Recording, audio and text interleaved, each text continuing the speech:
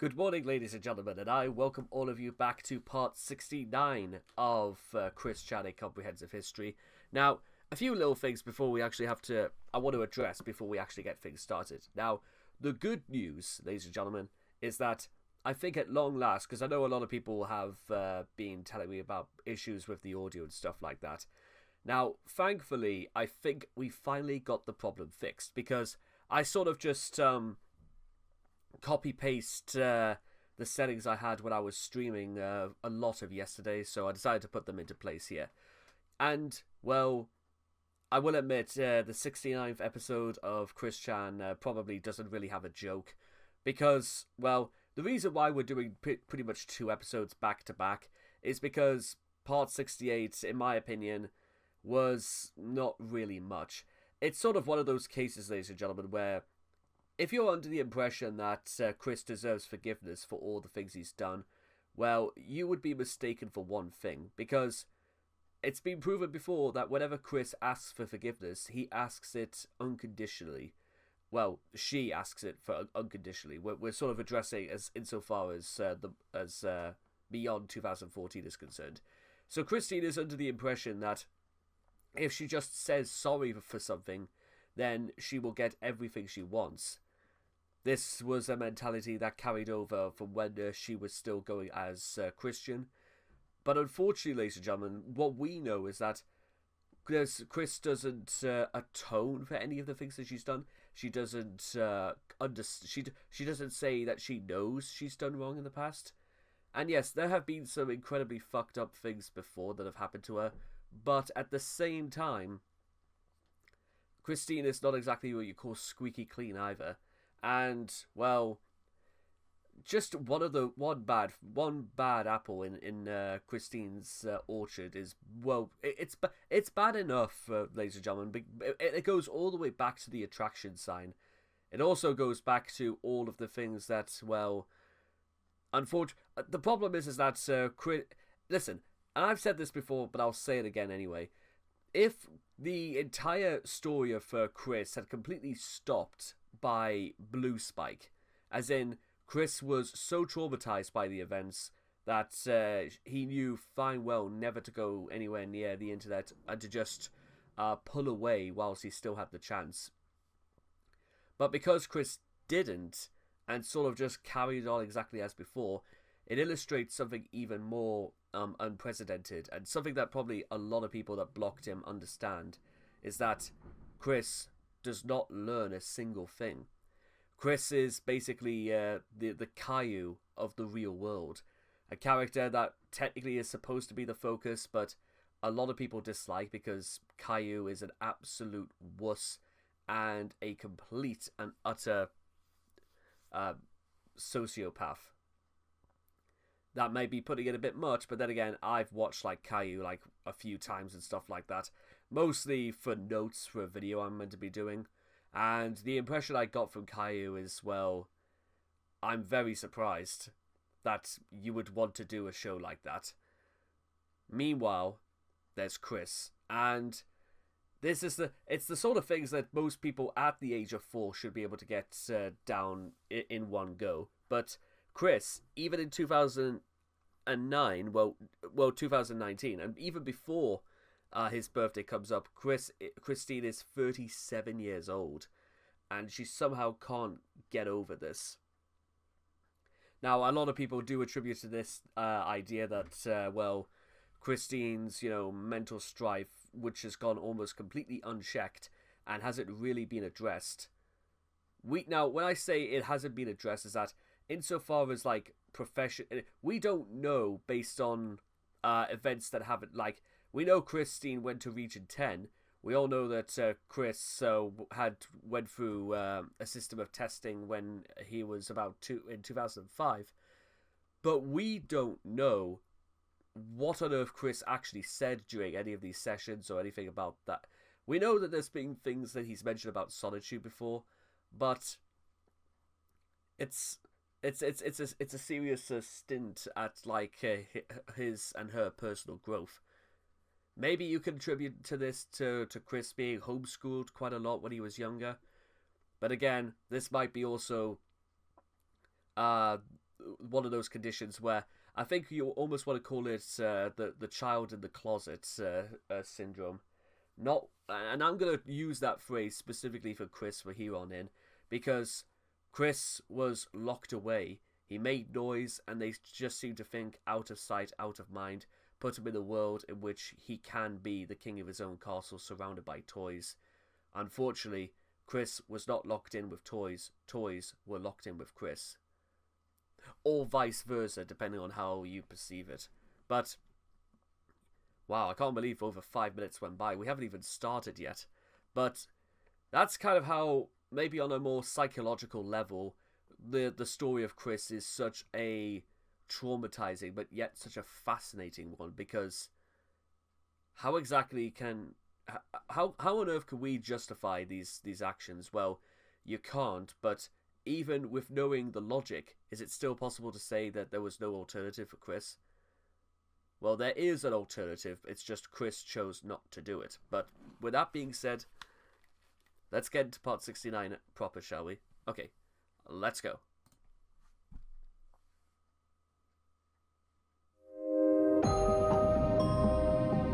What made her this way? What is the attraction? What keeps us fascinated? This is the story of Chris Chan.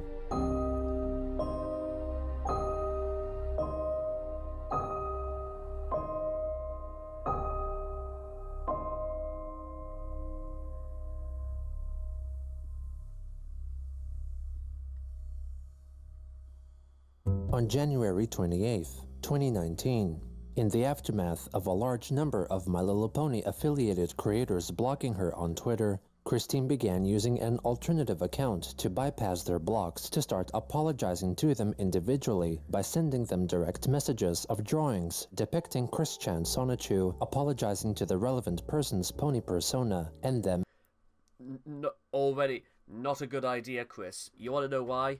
Because, listen, when you get blocked by somebody on Twitter, or blocked on Facebook or whatever, the message they're sending is that they don't want to have anything to do with you. They don't want to hear your story. They don't want to hear your forgiveness. They don't want to hear your rants. Most people that even I block on, well, to be honest, I'm starting to migrate over to Blue Sky because honestly, because I can't stand Elon Musk. Maybe there was a point at which I did, but no, I can't really tolerate that sort of thing anymore. Call it what you will, but that's just how it is. But anyway, the reason why when I was using Twitter and stuff like that, when I block people, I didn't want to have anything. Again, like I said, I didn't want to know them because based on what I received already, it was obvious that they weren't exactly, why would they be in the issue of trying to harass me or trying to get? It's just unfortunately, because again, for the problem with Chris is that her reputation precedes her, and that reputation is something that can cause quite a lot of problems if you're caught being associated or you have anything to do with them whatsoever. And because we know how Christine is so completely fixated on certain things to the point of not obsession but almost life controlling obsession, well, is it no wonder? Now you may say that this is not a good idea anyway, because Chris will always victimize herself in situations like this where she feels like she's been given a raw deal for things that she considers outdated. But then again, what does she do to redeem herself in people's eyes then? If she claims the stuff she's done is outdated, but what about the stuff she hasn't done? That wouldn't be classed as outdated. But then again, Chris is under the impression that even back in the day, and this is something she said herself, he said herself back in the day, she wasn't, he wasn't apologetic about the demands I keep saying about his attraction sign. And if you remember what those things are, ladies and gentlemen, you know that those are the sort of things that continue to be a part of Chris's characterization, or rather his fundamental misunderstanding of the world. You have to remember, Chris is the same person that in 2010 went to a family-orientated event called Fridays After 5, dressing with the trucker outfit with an entire shirt that says "I enjoy vagina," and whilst there were kids around, and then would actually pull it up his shirt with a sports bra with like "Want woman" or something written on it, and honestly, like, listen, it's not a good look, and unfortunately, Chris has never really stopped at many points and said this is probably not a good look, but is that understating his autism in any way? Maybe it is, but at the same time, Chris wants to go about the idea that he's more than capable of knowing and understanding himself. But then again, if you are willing to meet Chris halfway, you find out very quickly about what it's about, and well, Chris gets into things that he knows fine well he shouldn't be. It's, you know what, I'll say, you know what, maybe we'll continue this in a short second, but let me just put it to you guys like this. You know what the absolute zenith of life sometimes is? You know what the absolute... what's really fascinating is that, just like many jobs I've had in my life, going through life is actually relatively painless and actually quite easy to do, because like any job, 99% of the job, just like life, is common sense. And unfortunately, Chris doesn't have common sense. There's nothing in Chris's head that says, slow down, stop, think about it. Think about the last time you were in a situation where there was a girl involved, or think about a situation where you were under duress from authority. It's never once occupied a thought in Chris's head to say, wait a minute, we've been through this before, and look at what happened the last time I tried to do it. It's not working, basically, is what I'm trying to say to Chris. And I said this a lot last time, but it didn't click. And I know it's, again, we're speaking with the benefit of hindsight, but even when this was going on, why didn't Chris just think about doing this? You know what I mean? Accepting Chris's apology. At around the same time, Chris... Also, it's a little bit egotistical to write the other persona to say that they just understand and forgive Chris. How does Chris know that they're going to forgive him for, for everything else? But there you are. Chris's Twitter friend Ting Tings privately inquired whether she was still in contact with Maker Nightfee, who encouraged Chris's ideas of alternate dimensions and interactions with fictional characters. Christine wrote that they were in a Discord server together, to which Tings replied by linking to the Kiwi Farms thread, which exposed Maker's social media accounts and private correspondences on Discord, which showed her to belittle and mock Chris in private. After this revelation, Chris wrote that her head hurt. Tings criticized her for not cutting ties with Maker Nightfee, implying she may get the same treatment as that from the Idea Guys, Joshua Wise and Stephen Boyd. Ting Tings then blocked Christine on Twitter. It was also at around this time that the MLP-related creator, Mad Munchkin, who had blocked her on Twitter, also blocked her from contributing to her Patreon fan support page. Also on the 28th, Chris wrote a thread on Twitter detailing her thoughts in the aftermath of being blocked by many people that she liked. I am still working very hard to redeem myself in the eyes of those who had rejected me over the past... How, Chris? This is something I've been ranting about for the nearly 15 minutes. What have you done, Chris, to redeem yourself? What is it, Chris? Did you want to explain what exactly you've done? Oh yeah, you made a couple of drawings where apparently you write people forgiving you without any form of a rationale about whether or not they would be forgiving you so convincingly. Is that it, Chris? Is there nothing else? Because, to be honest, if somebody that I had blocked on Twitter had did me a drawing and stuff like that about saying that, well, I forgave them because of the reasons Christine gave, well, I would still block her because again, just like with Lady of the Cosmos, Chris is trying to bend or rather contrive the actual what's the phrasing I'm looking for? She's trying to bend the actual she's trying to bend my opinion of the situation and the context as to why I've got issues with her as well. No, she's trying to correct my judgment, is what I'm trying to say. And this is something Chris has done before, try to alter people's judgments about what exactly has been going on. And as Lady of the Cosmos also went on to say, is that the argument only really erupted in the first place because Chris will never be a woman as beautiful as Lady of the Cosmos, both inside and out. Do you think there's a bit of an issue with like self-preservation and stuff like this, ladies and gentlemen, or self-reflection when it comes to like Chris and a lot of these MLP creators? That Chris can see herself in a lot of these, like Mad Munchkin or Lightning Bliss's position, but Chris can't actually be a part of any of that because they won't let her. But then again, the reputation Chris also has is, well, quite frankly, overwhelming, to be honest. It's also kind of surprising that Chris never really thought at any point. What about the Sonic community? Why didn't Chris ever think about just migrating over there? Because they'll probably do the exact same thing. I mean, to be fair, Chris's rationale about Sonic Boom was based only on the colour of a character's arms, and it had nothing to do with the gameplay, the graphics, the TV show, the writing, anything like that.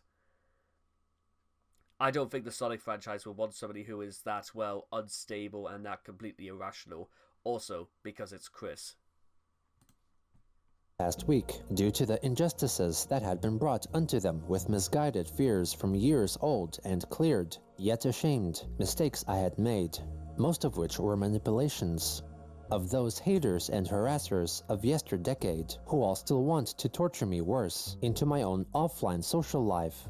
I cannot and shall not rest my overweary and broken mind until I see these people liking me once again, because to them, all I did was offer supportive and kind commentaries, thoughts and replies, time after time, again and again. And what falls below each and every positive note I leave, but a cacophony of misconstrued and twisted takes on my word choices and phrasing. Well, to be fair, Chris, your phrasing and your support has followed a very similar pattern over the years.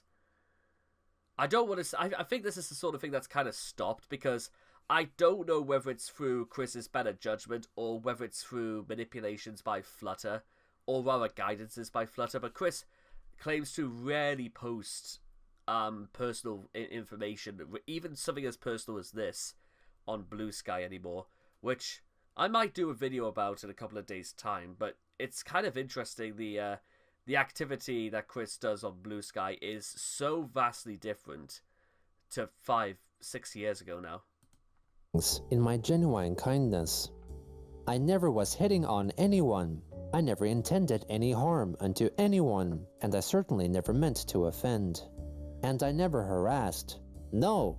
That harassment came from those cyber bullies who continued to stalk me day after day, month after month, year after year, since the year 2007, going on 12 years.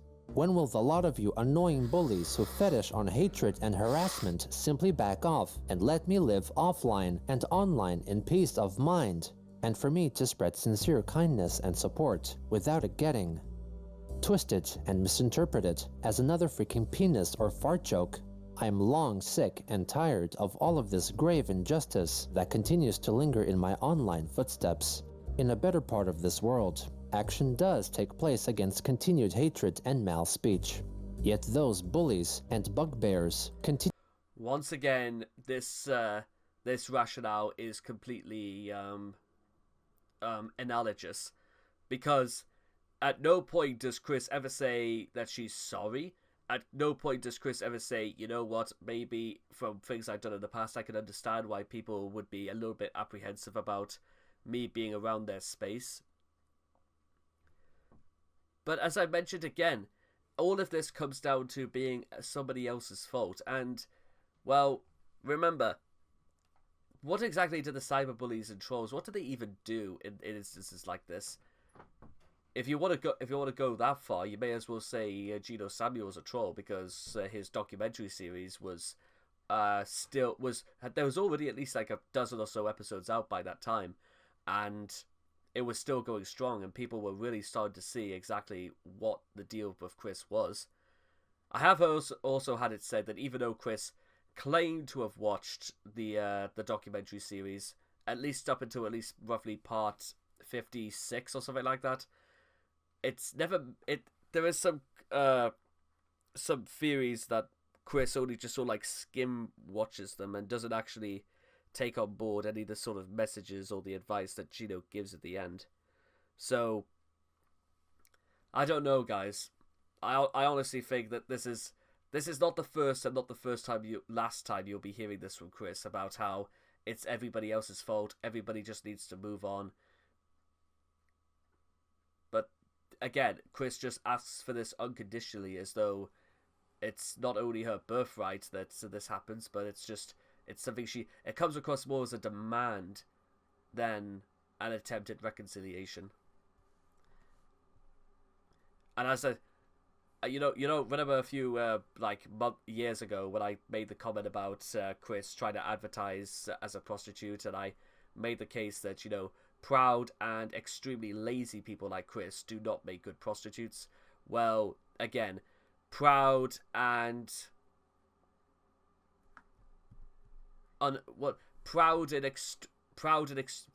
egotistical people are not particularly good at giving apologies, neither or giving reconciliation, and Chris fits a lot of these things to a T.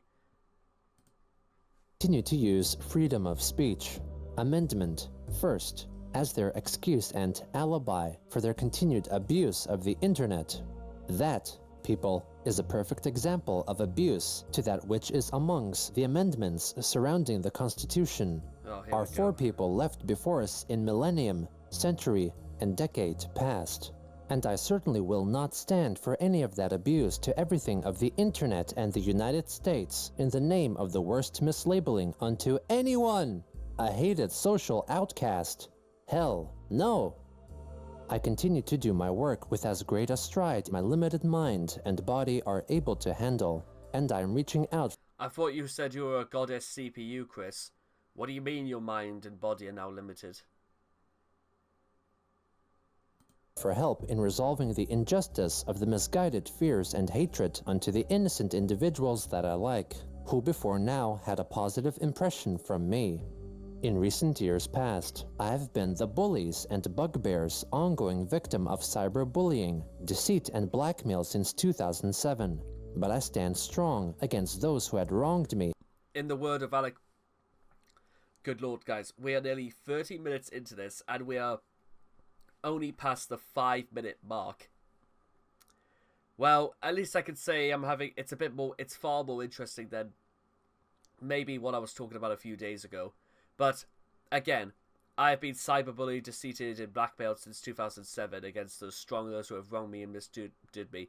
Well, in the words of Alec Bensaliri, well, why do you keep falling for trolls then?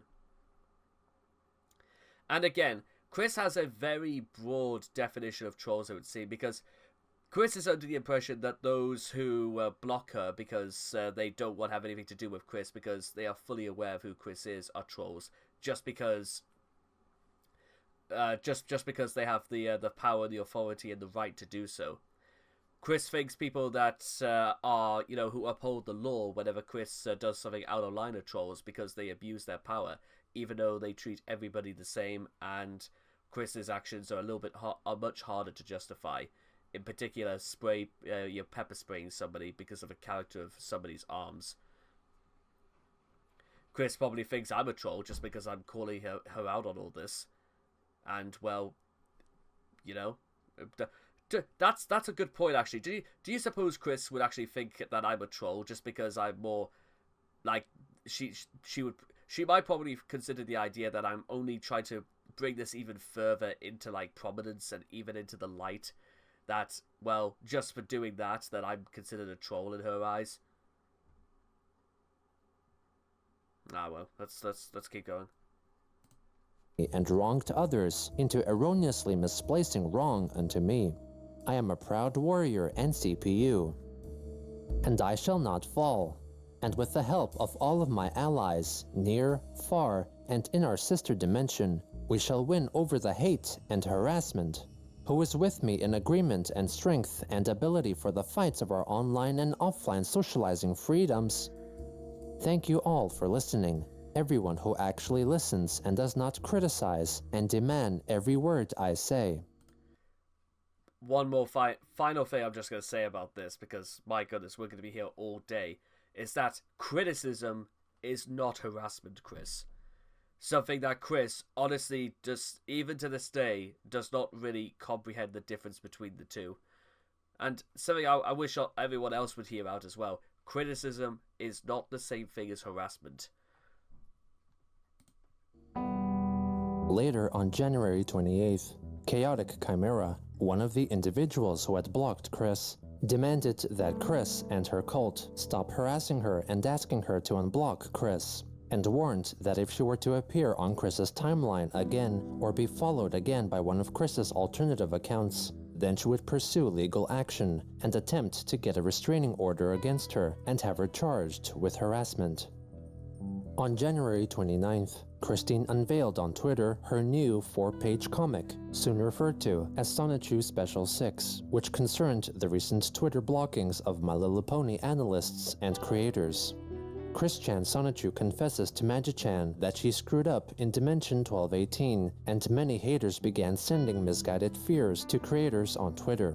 The two then meet with MLP affiliates. Again, did they though, or did the people involved, they knew perfectly well who Chris was? Or do you think other people brought it to light? Remember, Chris probably would have considered Fanta a troll if they'd blocked Chris, because people brought it to Fanta's light about exactly what they did. Well, among many other things that Chris did, but there you go. Affiliated analyst and creator of the TF2 Analysis YouTube series, Dr. Wolf. As Dr. Wolf and Magi-chan wait nearby, Chris-chan approaches the pony, frigid, acting as a barista, and orders for herself a mix of apple and berry Fanta with an energy shot, and Magi-chan telepathically tells her to order a fresh pot of tea and crumpets for themselves. Over a cup of tea, Magi-chan explains that while Christine's soul travels between dimensions 1218 and C197, her body remains stuck at 1218 and functions under limited mentality. Recently, haters and harassers pushed her and the people she followed on Twitter, which resulted in her favorite brony creators blocking her on the social media site. Dr. Wolf suggests that she needs someone with whom to talk about this, and Magi-chan admits that Chris has been venting to his spouses, Magi-chan, Crizel, Sylvana, and Mewtwo, but was reluctant to talk about the situation with psychiatrists and psychologists. Dr. Wolf and Magi-chan both mention a certain male friend whose name was censored, with whom she spoke freely over the video chatting application Skype, but lately he had become unreachable. Magi-chan then accuses the readers of disconnecting from their original characters, or OCs, who in turn got misinterpreted in the media, so he pleads for the people to reconnect with their OCs. Yes, nothing quite says trying to nothing quite says trying to understand in what is a very, very blatant depiction, ladies and gentlemen, of self-preservation by literally pointing the finger at this right here, ladies and gentlemen. This is the epitome of what I was talking about. Chris pointing the finger outward when Chris should be pointing the finger inwards. This is why Chris never really got the concept of forgiveness down right, and Chris never really seemed to understand the concept. Why? You know what? Okay, let me explain to you like this again. Over the last couple of weeks, I have been watching a little-known Japanese anime called Monster. It's a series in which a young boy saved by one Dr. Tenma in Dusseldorf in Germany during the 1980s. This little boy called Johann grows up and becomes a completely ruthless, completely unapologetic, murderous, Mythios and Mirth intended killer. He kills completely indiscriminately, he destroys lives, and does it all to bring his sister out into the open, just so Johan could take revenge and kill her, because she didn't actually kill Johan when they were instructed to when they were children.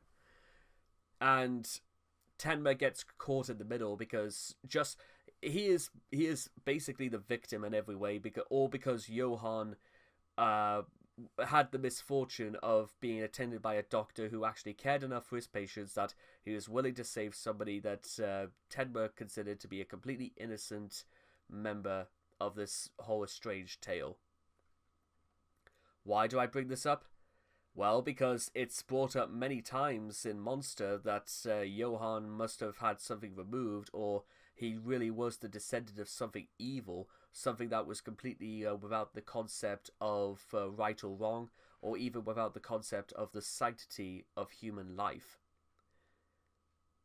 I don't believe for 1 second that people like Chris were born without without these concepts, or even if these things were developed. But if they were developed, then why on earth is... It doesn't... You know what? Here's the thing. I don't think, honestly, Chris is being fair to himself when he does stuff like this.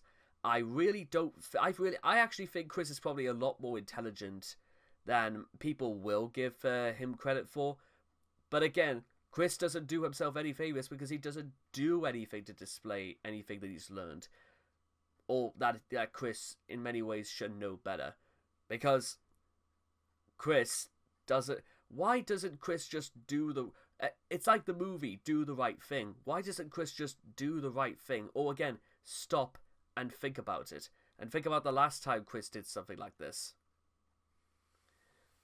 Because this is almost going back to like Sonichu Special 3 when Chris drove to Casey's house and he shot Liquid Chris in the legs. And it resulted in that entire phone call in which Casey was going to marry Liquid. You know what? You know, Chris should... And that was just under 10 years ago. But Chris... Why doesn't Chris know the difference at this point? Or, again, maybe it's because Chris does and he just doesn't want to do it. Or she doesn't want to do it. Magi-chan then explains that his statement is aimed at the creators and voice actors of original characters who no longer communicate with their creations, which caused some misrepresentation. Magi-chan declares that neither he nor other characters like him were fictional and are in fact real. Breathe. Well, there's your problem, Chris. There's your problem, everybody. Chris is under the impression that these are real when they're not. Exist and coexist. He further states that the lack of communication is the reason why the dimensions of 1218 and C197 are merging. Dr. Wolf agrees with his statement. On January 30th, Chris wrote that she had just found out from some unknown parties that one Kibo, an artist, had blocked her. Christine claimed that the recent blocking was of minor importance as she did not know who Kibo was, and reasoned that it was because people were joining the trend of seemingly everyone blocking Chris. She pleaded for people to not join this fad and asked for Twitter support to... Right, okay, so we went from not caring to Twitter support needs to get on this just so they can bend the rules to Chris's favor. Right, okay, I see how it is. Take note of this apparent rising blocking trend and meme.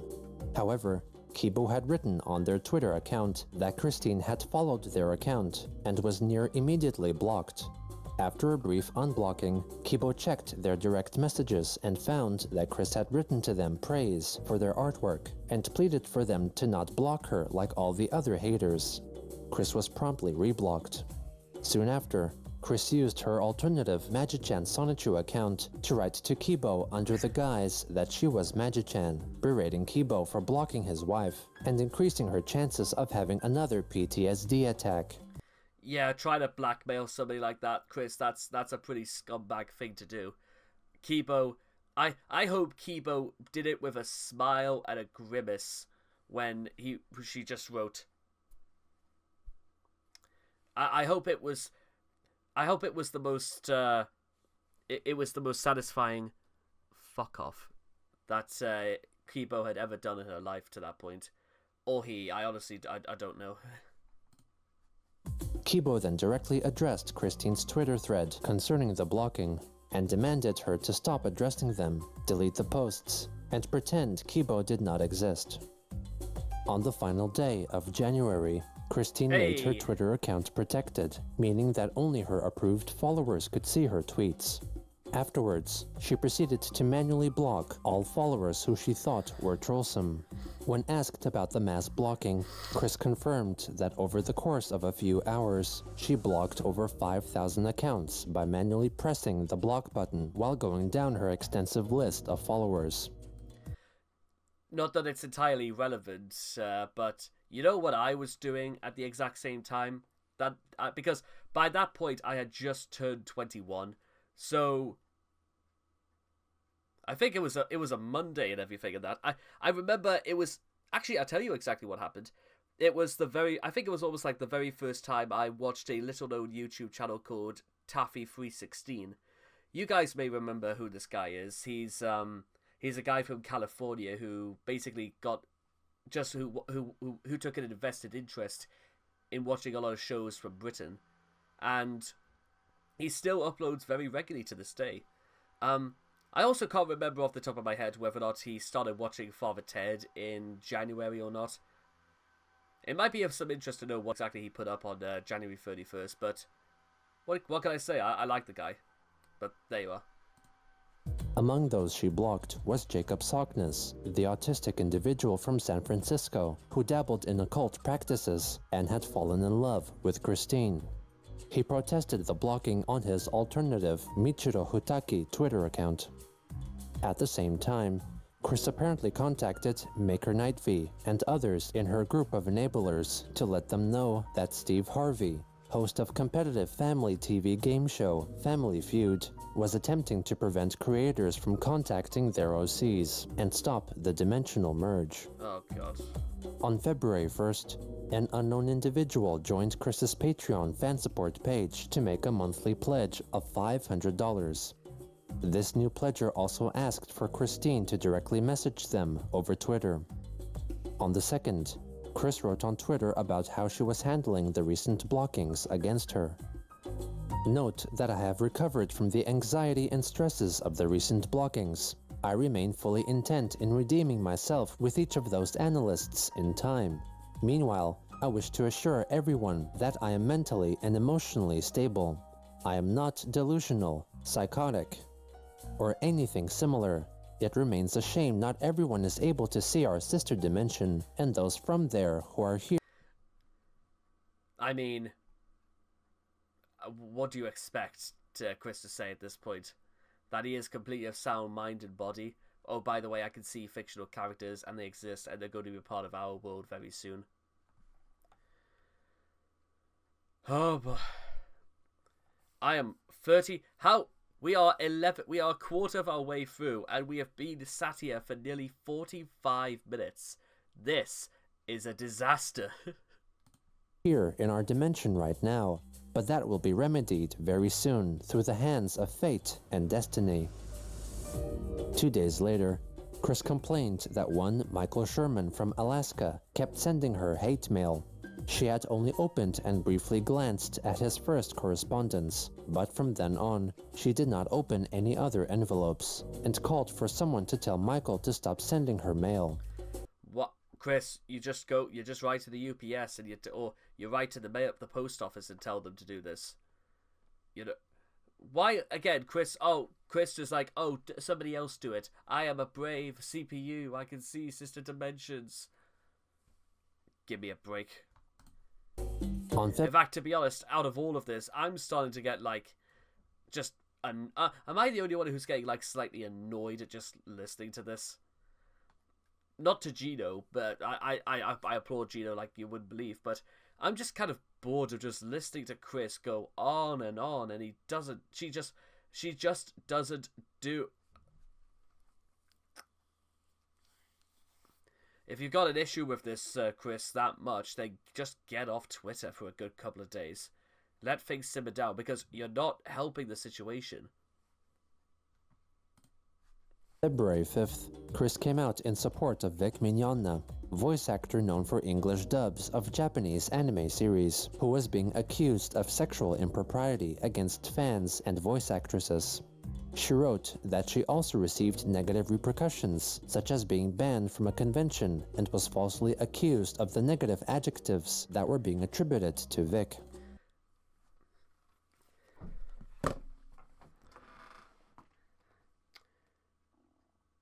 You know what? I've actually, you know what? You know what I'm going to do? I'm actually going to save a little bit of electricity. You know what I'm going to do? Turn that light off, and I'm actually going to open the blind a little bit. So, yeah, I need to actually have the window open a little bit wider. Yeah, you know what? This doesn't... There may be a bit of a glow from outside, but you know what? This makes... Thank goodness we're like... For reference, ladies and gentlemen, we're about halfway through the winter, so... Maybe if I did a lot more videos in the morning, we wouldn't have issues with like lighting and stuff like that. I mean, whatever. It is what it is. Okay, so let me just go through. Let's go through this one aspect. Was falsely accused, received negative repercussions, such as being banned from a convention. As I had been banned from a convention in a similar way. Well, here's the difference, Chris. You were not accused, Chris. Well, you were accused, but you know what? They say that... Okay, first of all, hands up in the comments if you've ever read the George Orwell book, Burmese Days, before. I'm not going to go over the plot of Burmese Days, but here's the thing. There is a character who is basically the main villain. Well, I say main villain. Pretty much everybody is kind of a dick, really, in Burmese Days, to be honest. But... If you go to, there's like a section to almost towards the end of the book where Upo Chin now has to culminate an idea about how they're going to destroy John Flory's reputation once and for all, because of John Flory's actions. The Dr. Vereswamy, the guy who was going to be elected to become a member of the European Club in the Burmese North District of Chowtada, basically. Upo Chin needs to destroy Flory and the Doctor's reputation forever so that Upo Chin can be a member of the club himself. That's kind of like a large part of the subplot of the book is about destroying a Doctor's reputation. So Upo Chin and his council have to declare a plan about how they're going to destroy what they call a white man. So... characters go and keep saying, but Flory, sir, how are we going to accuse anything against a white man? Upo Chin says, you have no strategy, Koba-sen. I have destroyed white men before. One does not accuse a white man. You have to catch him in the act. Bear in mind, ladies and gentlemen, that's what we've seen Chris do, is that he has been caught in the act of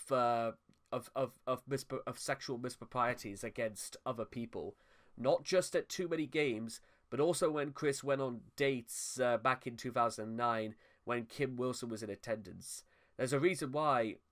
I think she was, I don't know if she was called like Emily or someone like that, but basically there's a reason why Chris and her never hooked up after this, because apparently Chris was making inappropriate touchings, and then even when Chris went out with Casey, and Casey described the absolute nightmare that happened when Chris was trying to get too close, sniff her, stare at her boobs, all that. You know what? I'm not against people standing up for people because they want to be seen on the side of right. They want to be on the right side of history by standing up to somebody who is falsely accused of something. I don't have an issue with that. What I do have an issue, however, is the fact Chris is coming out. Chris is doing this in the same way I talked about that girl who was being bullied a few episodes ago. Chris is not doing this because Chris actually believes in the fundamentals of righteousness or of justice. Chris is doing this just so she can say, because this happened to me. Chris does this because that's the only sense of only real connection she actually has to this. Chris will not actually stand by anything unless she herself not only has a connection to it, but something that she could actually twist the narrative on as well. read on this again. As well as being falsely accused of such negative adjectives. Well, you haven't just been accused, Chris. It's that you've done them. Also, you will go on to do a lot worse. Chris isn't particularly under the impression. Well, no, sorry. Chris is under the false impression that, guess what? Just saying that you stand by because you say because of this, that, and the other doesn't really wash, because unfortunately, Chris hasn't got the common sense to realize that when you say stuff like that and when you claim that all of these things were, you know, negative, well, in spite of everything Chris did, why are you still acting as though you're completely innocent, Chris? You're not. You're not innocent. Because of the things you've done. You, Chris, the things you have done. And you say negative, but guess what? They happened. So, negative or not, they were deserved. And they were things that happened because, as we said before, you were caught in the act, Chris, of doing them. We didn't accuse you in the same way we did accuse you of sleeping with your mother back in 2021 when nobody knew about this. How can we accuse you, Chris, of something we can't... Like, for example, I can't stand in court and say Chris did this, that, and the other to his mother because I was not there. I did not see the action. I did not see anything take place. So, like I said, if I was ever dragged to court, which I wouldn't be able to stand in court and say in the bench that... yes, Your Honor, I saw everything that took place because obviously I didn't. How could I? I wasn't there. However, there's things like, you know, video evidence of when you had too many games, Chris, and people saw you, and then there was too many, references of people complaining to you because you were holding people too close that we saw in photographs, and that you were attempting to kiss people on the cheek without their permission. That's called assault, Chris. It's called sexual assault. You may say it isn't, Chris, but unfortunately, well, no, not unfortunately, fortunately, that's exactly what it is. Something that you, Chris, do not seem to really comprehend or understand. This is despite the fact that you've been doing this for years, and you still have not caught on that this is not only okay, but you could get some serious prison time for doing stuff like this. So, saying you stand with Vic Mignogna, Chris, doesn't really mean anything because you don't really see it. It hasn't been brought home to you as to why it's not a good look to stand by somebody for the reasons you give. Because, Chris, we are led to believe that you were the innocent in all the things that happened that you were apparently falsely accused of, despite the fact that there were just as many things, Chris, that you were caught in the act about. And by the way, you will be caught in the act about because guess what? This series isn't over yet. Oh, and by the way, you know what? Among other things that you'll be caught in the act about is that you apparently saying over Twitter that, or over Blue Sky, that Magi-chan apparently told Chris to kick and hurt a police officer. Or what about what happens later this year when Chris kicks a police car 5 times? Because you just straight up said it, Chris. If it wasn't true, then why did you say it? Stuff like that has very serious implications, and something that, well, based on your wording, it's say that you wanted to get back at them for years. I think, honestly, if I was Vic Mignogna, I would have just made a separate note saying, thank you, Chris, but I don't really need your help because, well, yeah. I don't know. I again, maybe I'm being harsh about this, but honestly, no. I don't. I honestly, I know exactly what I feel. So there you are, I guess. And was falsely accused of the negative adjectives that were being attributed to Vic.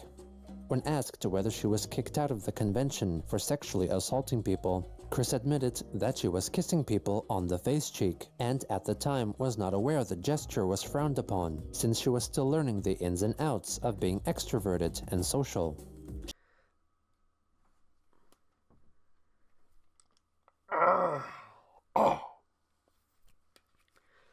boy, I haven't been 27 for literally an entire day, and honestly, I feel like I'm being pulled literally to I am going to hell and back for this because, oh my god, what do you mean you didn't know, Chris? You were 35 years old when this happened. Are you trying to tell me you did not know the difference and you claiming have ignorance?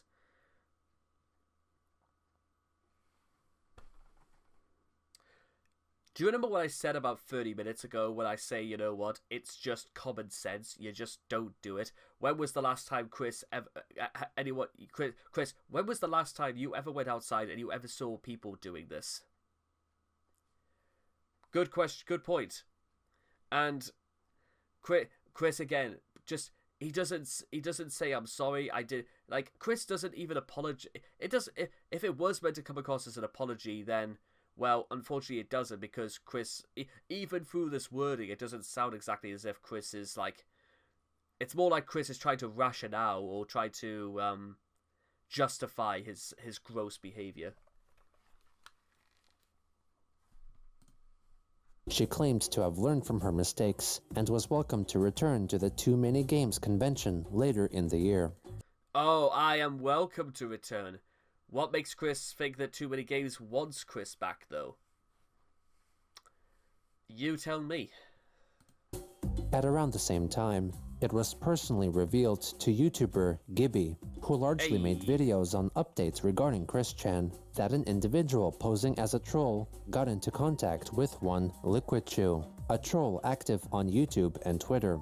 In private messages, Liquid Chew confessed that over a short period, he had ordered over $100 worth of pizza to Christine's house and arranged for cash payment for the food, boasting that Chris was likely pressured into paying the delivery drivers and accepting the pizzas, though it is also possible she rejected all deliveries. On February 8th, Chris showcased on Twitter a Lego minifigure depicting notable brony analyst Dr. Wolf, which she allegedly made over a year ago. Later that day, she uploaded a new YouTube video targeting the bronies who had blocked her on Twitter. Hello everybody, Christine Chandler coming to you live from home once again. And this just can't wait. It's gotta be shared while it's fresh in my mind.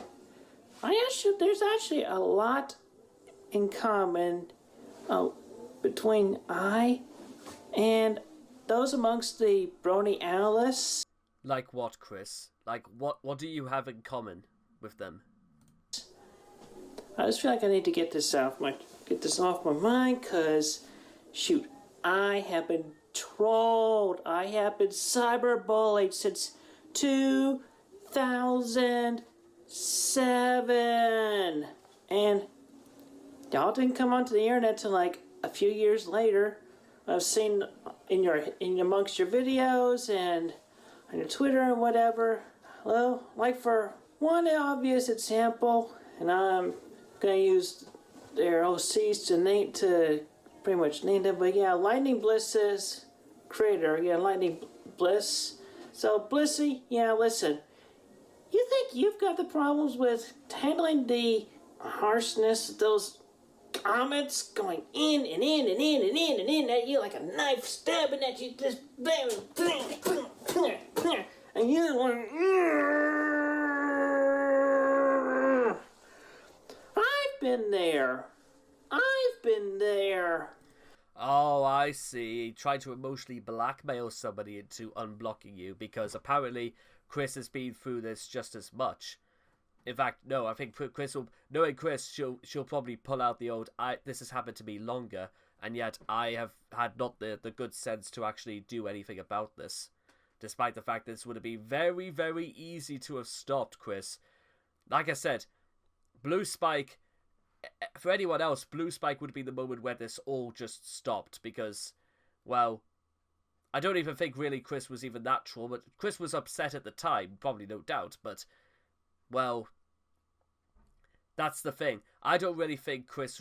I'm not entirely sure about what Chris is actually ever really traumatized about, or the sort of things that just sort of worked into her subconscious over the years, because how many times do you think Chris has actually ever been like that traumatized about the things that has happened as a result of like all the trolls and all the fake girlfriends over the years. Outside, you know what I mean? Certainly not Jimmy Hill. Certainly not Alec Benson Leary. Certainly not Jackie. Certainly not. Is it not Elizabeth, but Catherine? I've reacted just as badly, if not worse. So much catharsis. It's all bent up in me and everything. Y'all know who you are. I mean, even Jasper Pie. You break the fourth wall, and I break the fourth wall, and we're funny. One time ago, we take things with a laugh. Sometimes we can't stand being annoyed by. Oh look, Pete's car. Oh, well look at this here. Delivering pizza to a false address, and nobody's gonna pay for it. Well, you don't understand the pizza's my way. And I've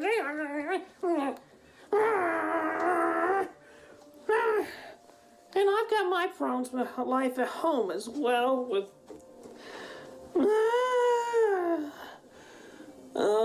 been on the floor of the fourth grade, losing even my friends. But that's not their problem, Chris. You can't go around saying they should unblock you because of the fake. That's got nothing to do with them, Chris. Think about what you have done. Oh, and by the way, they were talking about pizzas and all that before, Chris. You should have gotten in touch with Papa John's the very first moment this happened, because why was somebody sending pizzas to your address? If it was me, I would have gotten in touch with Papa John's immediately and to explain to the situation about what would happen, because clearly, Chris, if you think things were getting completely out of control, then guess what? You have to do something about it. I.e., you let the authorities handle this, because, well, then again, Chris has never really ever done this before, has she? But there you go. What else? Is there anything else I'm missing apart from this? Because literally, we're not halfway into this, and we've been here for nearly an hour. This takes the biscuit in terms of just. I've had a lot to say in this. Behind school graduation, having very terrible time in college here and there, and being banned from places, being liked by some, hated by a bunch, and then just wondering how much is really shining brighter, the light of good or the darkness of the hate. And it just grinds me up.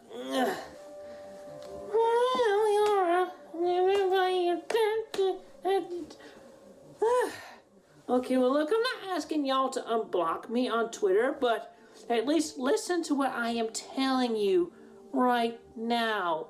I've learned from my past mistakes and everything, and Well, you say that, Chris. You say that. But aside from the recent catharsism that I did after Mad Munchkin blocked me, that was the last straw on my back right there. Why can't we all just get along on the fact that we're similar? Because y'all have your share of bad reputations, and I've got all y'all's bad reputations bulked up into me. Alright? You've been there, I've been there, you've been there, I've been there, you've been there, I've been there again! Come on, just...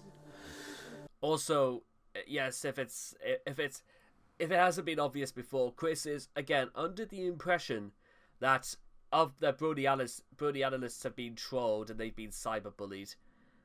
Well, maybe... How does Chris know that? How exactly...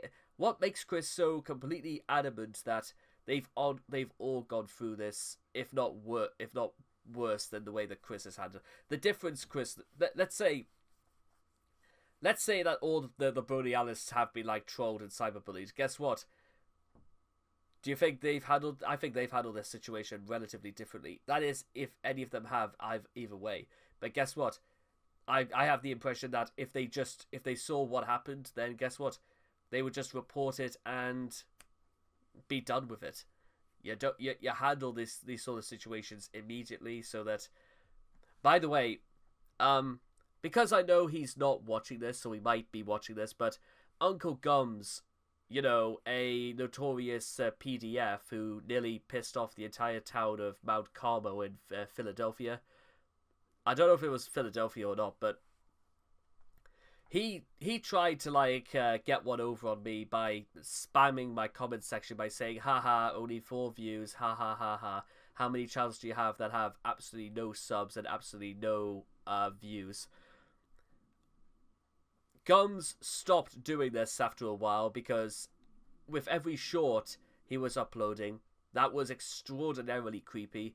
I just made a video pouncing on it every single time because Uncle Gums is extremely creepy and hadn't changed in the slightest because of everything he said and everything I have got on record that he tried to delete off his own channel, but guess what?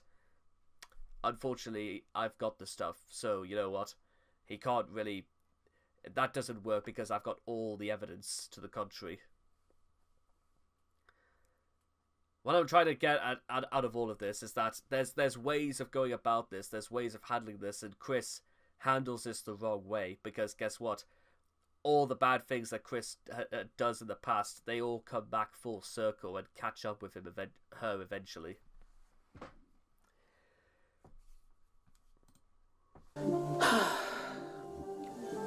I'm so disorganized and respond to that, but I think y'all get my point. We're all in the same yacht-size boat. That's not true either, Of Chris. the fact that we got all these trolling, hater, harassing problems and things.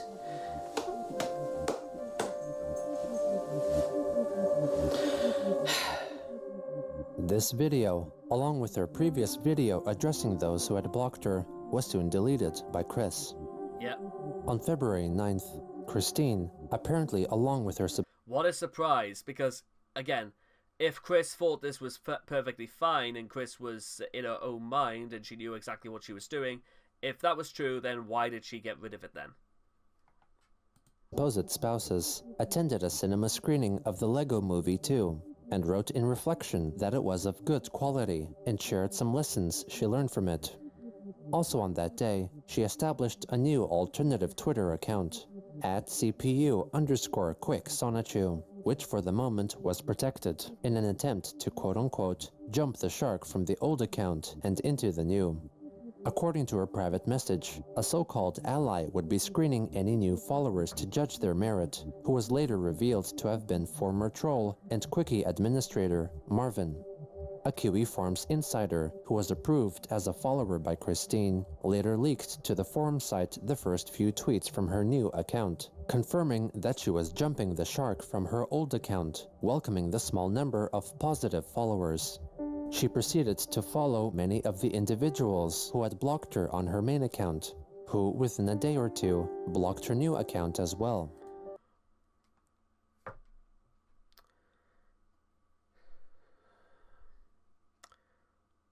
What do you expect me to say, ladies and gentlemen? What do you expect? Would you expect anything less from Chris? I honestly, Chris continuing, and this is something that Chris will continue to learn absolutely nothing. Chris just thinks that this is just all it will take. But unfortunately, again, just getting rid of all the trolls who think that you could just...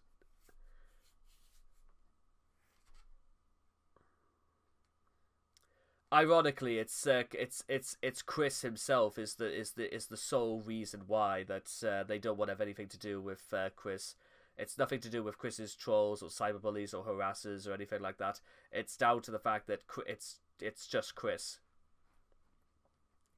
Because Chris is the one who will actively she'll go out of her way to say, don't block me because I might have a PTSD attack again. Or she will LARP as Magi-chan to say, if you do that, Christine will be really, really hurt. I feel like I've just wasted an entire hour, ladies and gentlemen, trying to say why this doesn't work. Why Chris just does all the wrong things to, like... in any situation. And finally, Chris doesn't even know what the phrase "jumping the shark" means, does she? Jumping the shark is a trope used in television to describe a show that when an episode happens is so far beyond the status quo, is so far beyond the themes, the ideas, the relative concepts that the show is set to establish, and goes so completely far beyond them that the rest of the show completely dips in quality because something so jarring completely and utterly changes the discourse of the show, or it didn't change anything and it was a complete and utter waste of time. This is a trend that existed all the way back in a little-known sitcom called Happy Days, which involved a character jumping over a shark as part of like a beach episode. It happened. Nobody mentioned it ever again. It was so completely beyond anything that Happy Days had ever done before, and it affected the rest of the show because nobody could really work out why they would ever do something like that. Yeah, and bear in mind, this was all the way back in the 1960s, and I've never even really seen Happy Days, to be honest, but I do know that if there's one episode I am perfectly aware of, it is the episode where they jump the shark. That's where it comes from. So, Chris, as far as Chris's understanding is concerned, Chris is just doing something that, again, if there was some controversy and discourse about what people really thought about Chris by then, this is the sort of thing that confirms that, well, Chris won't ever get the message, so therefore, give up. She also announced that there would not be a Me drama on her new account. A few days later, it was brought to light by Kiwi Farms user The American Hedgehog that the person who had pledged $500 to Chris's Patreon page had ceased being her patron, bringing Christine's monthly earnings down to $132. On February 16th, Chris uploaded a short video. And for what they're worth as well, ladies and gentlemen, this was also a point where Gibby started making a noticeable trend for videos going on this forward by saying it has been X amount of days since Chris last applied for a job. It has been X amount of days that Chris actually uploaded anything to meet her paid obligations on Patreon, because trust me, Chris really did just not bother doing anything for Patreon for like nearly 3 whole years and was still getting paid. Video on Twitter starring her pony character, Gary Stu, named after the male alternative of Mary Sue, which is a fictional character archetype that typically is an idealized reimagining of the creator of said character, and was also partially based on the pony character Mary Sue, created by Mad Munchkin, one of Chris's blockers. Hello everyone, I'm Gary Stu, and I know what to do. Everything I say and do is right, just like a certain lady friend of mine. It's time to come home. Come on, we got dinner. Alright, honey, I'm coming. That's our Mary Sue. I better fly. I'll see y'all again another time. Farewell for now. Also on that day, Christine uploaded a 15-minute stop-motion Lego animation focusing on Brony, Dr. Wolf, as a therapist for Chris, who discusses her personal struggles regarding the numerous people she liked that had blocked her, parodying the animated YouTube series A Moment with Dr. Wolf, made by Dr. Wolf. So, Mrs. Chandler, tell me what's on your mind. Well, Doc, on our Earth in Dimension 1218, I am very well known and famous for my creativity and my Sonichu comic books. And I have many fans and followers, amongst which in the fan base, they're trollish haters and harassers. More recently, though, they have been targeting and harassing the Brony analysts that I like. Really? Could not take the blocking anymore. After years of being bullied, deceived, harassed, and blackmailed. Not to mention being banned from a few places too.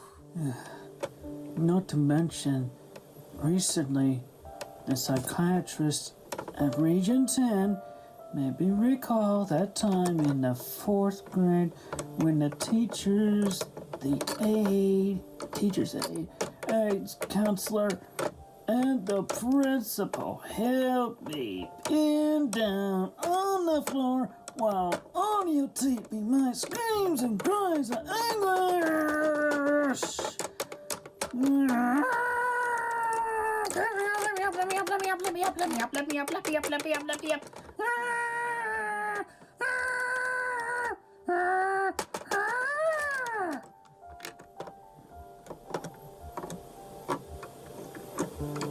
I have a touch of OCD from the autism. Some of those analysts have OCD too. In fact, they all have the same fame and internet troll bully problems as I do. I'm just gonna, you know what, because this video has been going on for like long enough anyway, but then again, because you know what, I would be more than happy for this video to be nearly 5 hours long, because honestly, at this point, why not? Let me just put it to you guys like this, because this, the actual, like, the moment with Dr. Wolf's stop motion thing is actually about, like, 50 minutes long. I don't even know if the full video is even up on Chris's YouTube channel anymore. A channel that has over 100,000 subscribers, and Chris actually has her own, like, silver play button right now, but I made a video about that already, and yeah, I don't think it was fair, but whatever. That's out of my realm of control. What's the best way I can say this without coming across as a hypocrite?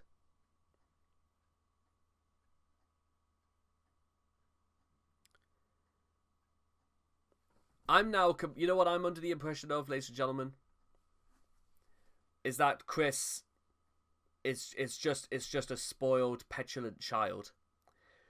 I think Chris, honestly, is like one of those people who will get upset one day, and then the very next day, she'll be exactly, completely fine as before. Because Chris is just, listen, I remember when I was a child, and there were days where I would, like, get upset, but then again, I would get upset for about 10 minutes, and then just things just sort of, like, wear off and stuff like that. Just, you very gradually learn to get over these sorts of things. And I must say, you know what, during my time at school, and in primary school specifically, staff were actually very, very understanding, and they were more than willing to just be patient enough with me to understand that, again, just give him some time, give him some space, let him just cool down, and then we can, like, move on for these sorts of things. Because it is important, again, you have to, like, sometimes kids learn the hard way, sometimes they have to sort of, like, learn through, like, experiences like this, because it's a good way to enforce the idea that not every day is going to be a good day, not everything can go your way. No matter whether or not people think you're misunderstood or not, the point is that some people just, like, I know there were people at school who just did not like me for one reason or another.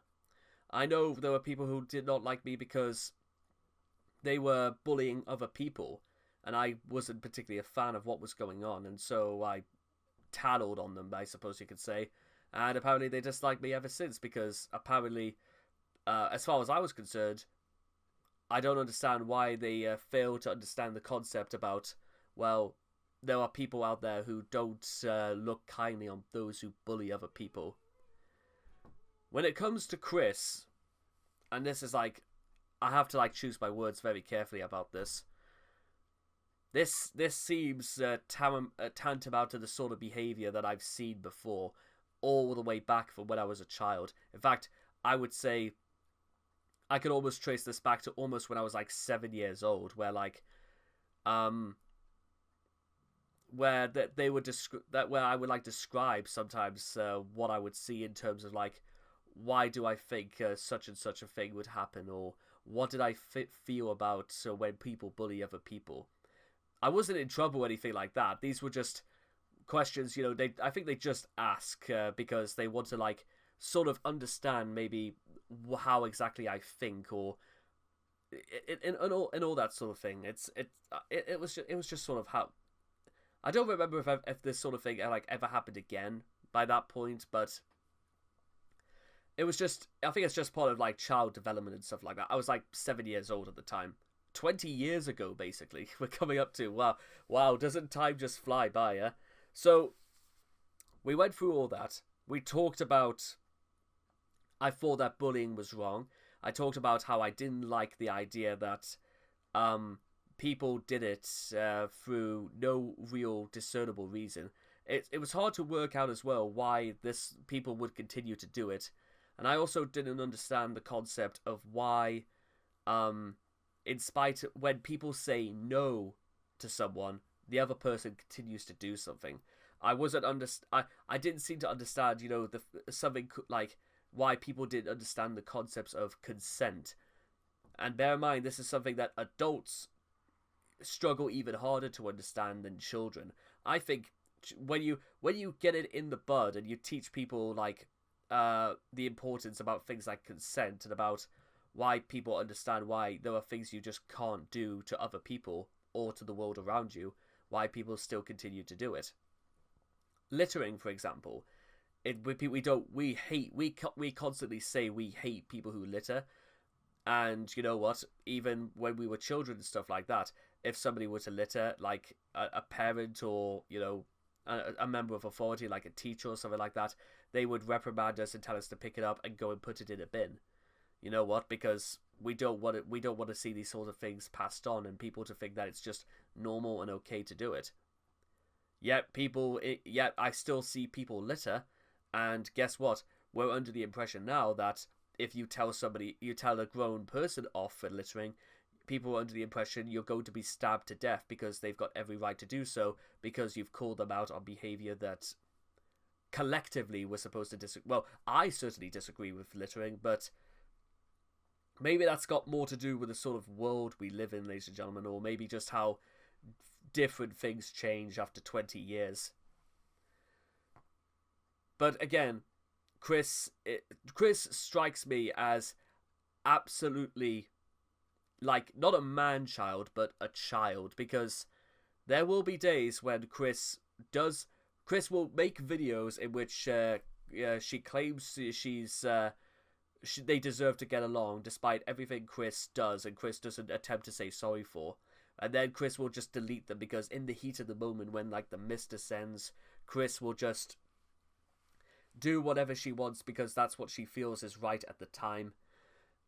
And, well, remember what I said about, Alec Benson-Leary saying, Chris, you're adult, you really want people to kiss your ass all the time? Well, that's exactly what this is, ladies and gentlemen. It's Chris wants her ass to be kissed all the time and people to say, it's okay, Chris. Don't worry, Chris. We'll forgive you, Chris. It doesn't matter, whether or not you say sorry or not. We forgive you, Chris, because guess what? You've proved through demanding really more. It's not, again, I joked about it a few times before, but, well, the way that Chris will say things, and I'll be like, well, Chris, since you demanded so aggressively, no. And that's a lot of how Chris's pleas and, whimperings and stuff like that. It doesn't come across as legitimately her being angry or confused or frustrated. It comes across as Chris just wanting to get her own way because she feels inconvenienced when she doesn't get her own way. That's honestly, you know what? That's honestly what I think this whole thing is. That's the whole thing about Chris being angry, making videos about being angry. Honestly, I don't feel that Chris is legitimately angry. I honestly don't. I feel Chris is just inconvenienced at the very most. You know why I feel she's inconvenienced? Because guess what? Being blocked on your main account is one thing, but Chris went out of her way to create another account with her exact same name on it, when any other person would have just, created an account, had no association whatsoever with Chris or anything to lead her on, and would have just followed them and, well, done her best to sort of masquerade herself. I don't understand why Chris would have done it, but I think it's because people want everyone to know that it's Christine doing this. But dear me. What a mess. But like I said, yes, that's honestly just my outlook on all of this, is that Chris is just a petulant, spoiled child. Although, one thing that I'm pretty sure a lot of people will also agree on, and, you know, maybe this is something I can say as well, even by 2019 standards, Chris is not a spoiled, petulant child. Chris is a spoiled and petulant adult. And why do I know Chris is spoiled? Because Chris expects, specific people, and Chris is under the impression that people need to pay for her way through life. Hence why she's under the impression she can, go for years at a time, not uploading anything to Patreon to meet her paid obligations, and yet people will still donate to her. Chris is petulant because she continues demanding over and over again for people to unblock her, despite the fact that she never says sorry about this, and the fact that Chris, doesn't seem to understand that even her reputation, people don't want to be associated with it because of what she herself has done. Not her trolls, but what she has done. And Chris is also a child because she will lash out and throw tantrums when she doesn't. Tantrums is the sort of thing that ideally people stop having by the time they're about 6 or 7. And Chris has about the mental fortitude of a 6 or a 7-year-old. Because Chris doesn't Chris doesn't stop or even utilize, never mind common sense, Chris doesn't even utilize rational thought or logic. Something that's even more primitive and more basic than common sense. But with all that being said, we are going to be here for hours, aren't we? After this, I'm going to, after we're done with this, I'm going to go and get myself some lunch. I started recording at 11 in the morning. It is now midday. I've been online longer than all of them. Oh, yeah, that's right. It's also their fault as well. I forgot to mention, this is also something that a child completely devoid of logical rationale or thought would do. It's everybody else's fault. I have endured and suffered more than all of them together. I was a pioneer in all this. I could be helped them all cope with support and kindness. And I did try to do that for them. And now they all block me and close me out. It makes me feel like I'm falling into another depression again. I feel like I want to just scream so much. I'm pretty much verging on becoming suicidal. Hell, that's not good at all. Honestly, two things I need to, there's quite a lot of things I need to say about this. First of all, I can hear the dogs howling in the background as well. Chris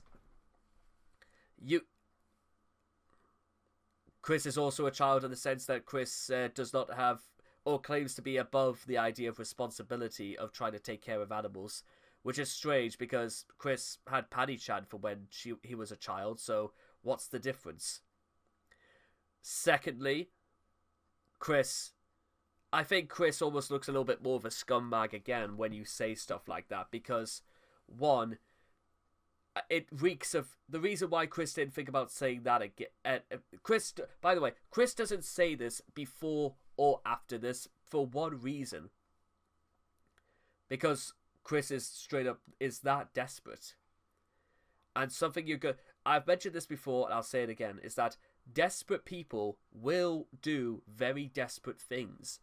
And when you say stuff like that, and when you say stuff like that, Chris, ladies and gentlemen, is that it sends a shockwave.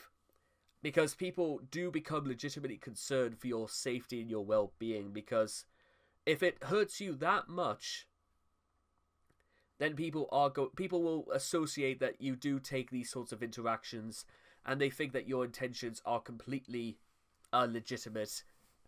But those who know differently will say that when Chris says, I could help them all cope and I could be it's that, well, you didn't mention any of this beforehand, Chris. You never introduced yourself as though, you wanted just to help and just to be there and stuff like that. Because, one, most people don't do that anyway, because when was the last time Chris has ever seen somebody who is like, comes up that, it's too personal, it's like, it's too much in your face, because who would start a conversation like that? Not really. Not even if you were trying to do business with somebody, it's too informal, and it's too unprofessional when you do it like that.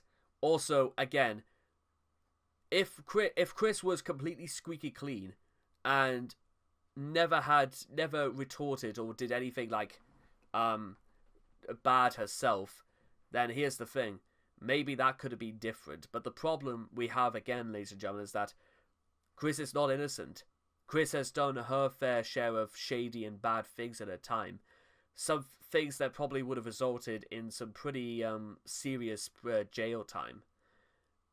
However, as we go through this time and time again, you give Chris an inch, she will take about 10 miles. She will run with this to the bank, and even at her age, she should know fine well how to handle this. But then again, we run into a situation again where Chris, I think, at times displays that she can't handle it, or that, you know what, this is the whole discussion in the discourse about whether or not people should have actually stepped in to help Chris is something that gets mentioned virtually daily whenever there's a discourse that talks about Chris. From where I sit, and from my not learning from like personal circumstances, I do not have the sort of life that Chris has, or had, I should say.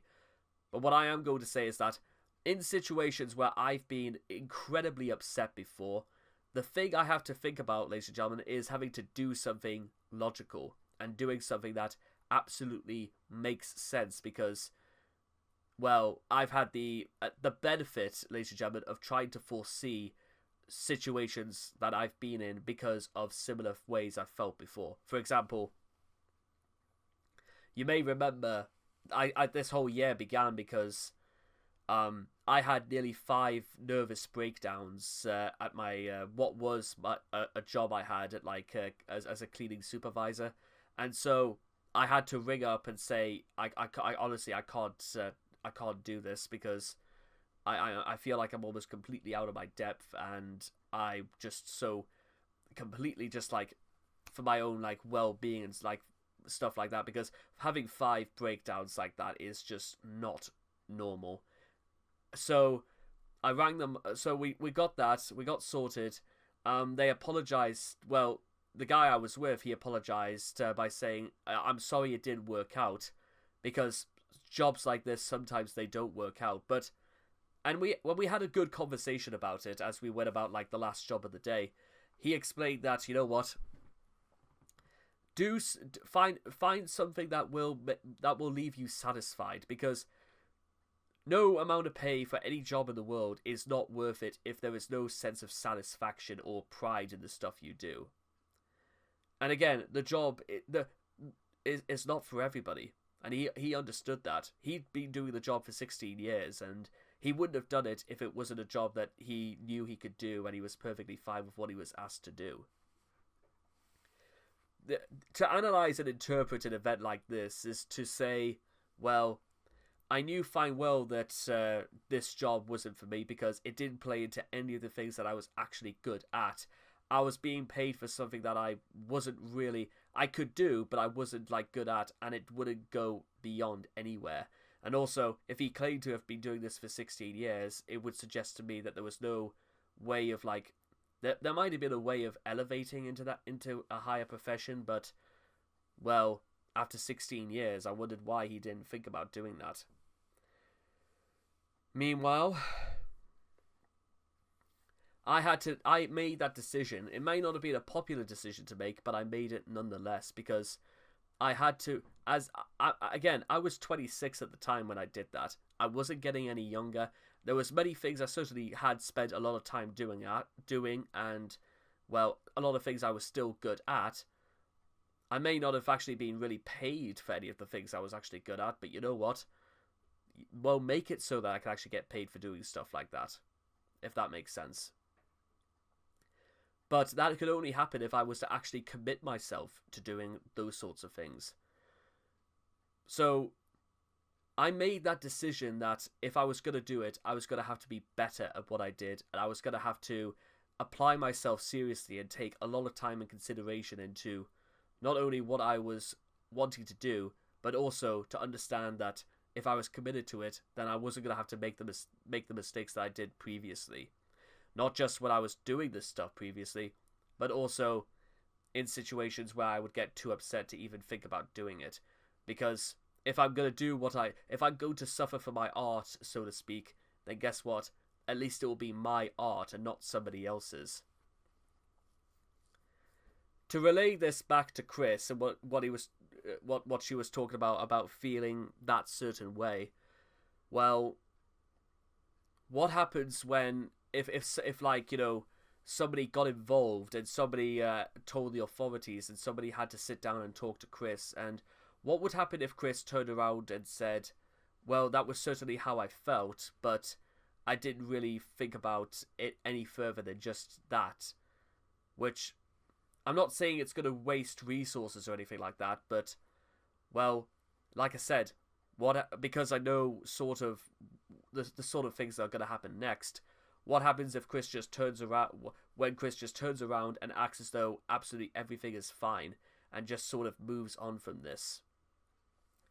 It kind of leaves me to suspect that the only reason why she said it is just so that she could make people feel bad instead again.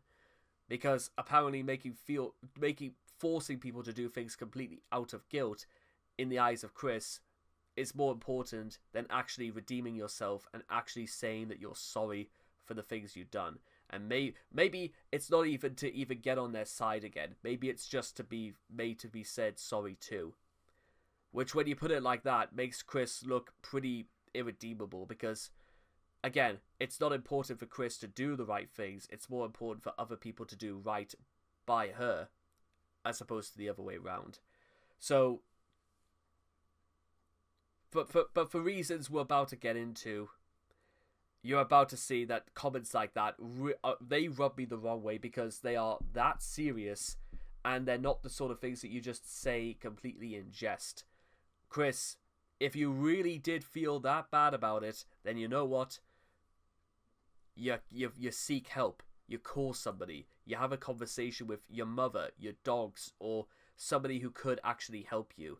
Because guess what? When it's that serious, you can't do what Chris will do next, was that she'll LARP as Dr. Wolf to try and give Chris advice, but when in reality it's Chris trying to justify and explain her rationale, and it's not therapy. It's just Chris is just saying this just to make herself feel better. It's got nothing to do with how Chris is feeling. It's just about trying to reinflate her overinflated ego, just so that she can think that she's justified in her actions, and that nothing else she's done will make her look bad, because as long as she has the right intentions, then that's all that matters. That is, honestly, it's the sort of thing that makes Chris look really, really bad and really kind of stupid when you think about it, but it's worse than that, again, because Chris... Do you think Chris would have done this for any other reason than to think that it was going to work? That it was going to get the pony analysts back on their side? Do you think that, ladies and gentlemen? Do you think that's the only reason Chris bothered to do this? Because I honestly think that. Because what evidence to the contrary, because of what we know about Chris, would suggest that Chris would do anything else? We certainly know Chris doesn't bother seeking therapy, or Chris doesn't bother trying to do anything alternative so that she could still have a correspondence with the pony analysts just without their knowing. It may be deceitful, but again, why does everybody know everything about you, Chris? Because you tell them. You chose to continue to listening to MKR Night V, despite the fact that she told you, Chris, that Steve Harvey was going to be responsible for blocking the dimensional merge, and yet you still decided to have a correspondence with them. TT decided she had enough as well and completely blocked and had nothing to do with you, Chris, because you just prefer people to kiss your ass and completely block and discourse you and discard you away from any semblance around reality. You claim to be not delusional, Chris, but you talk about the dimensional merge immediately afterwards. You claim you know what you're doing, Chris, and you won't do anything bad, despite the fact that you will go on and you won't learn, or you won't take anything you say seriously.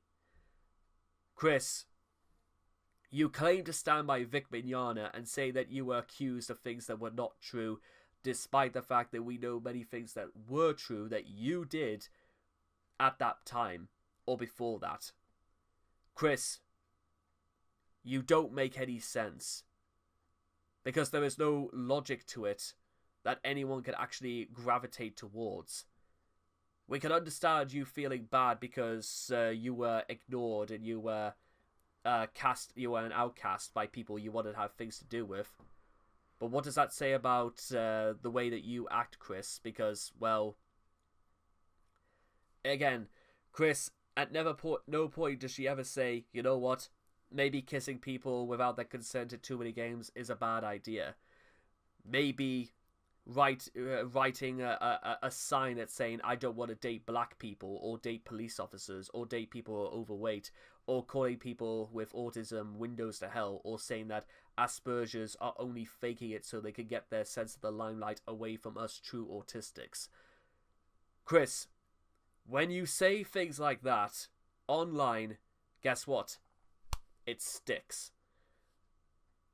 And why anybody would say that with it's again, like I said at least 3 or 4 times in 10 minutes, there is no logic, there is no rationale, there is no common sense, there's no lateral thinking beyond,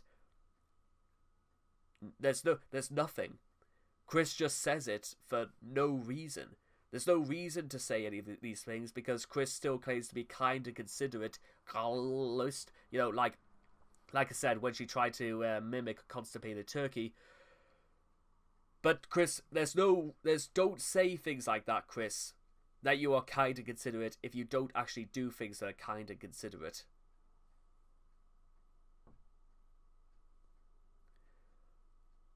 Moving on. Oh, that's really not good at all. Oh my, that is quite a troublesome conundrum. I recall the great number of my past patients who had each suffered only a portion of everything you alone had endured. And I agree that you and all those particular analysts could be great teachers to each other in a support group. You have a very strong soul, heart, and senses for kindness, positivity, and justice. It is a major crime for anyone to close you out because you are plenty capable of becoming a really good ally or friend for most anyone. Although, Christine, the analysts may see you. Again, this is what you refer to as a biased perspective, because I don't want to spend nearly 10 minutes ranting about this, but yes, this is called a biased perspective.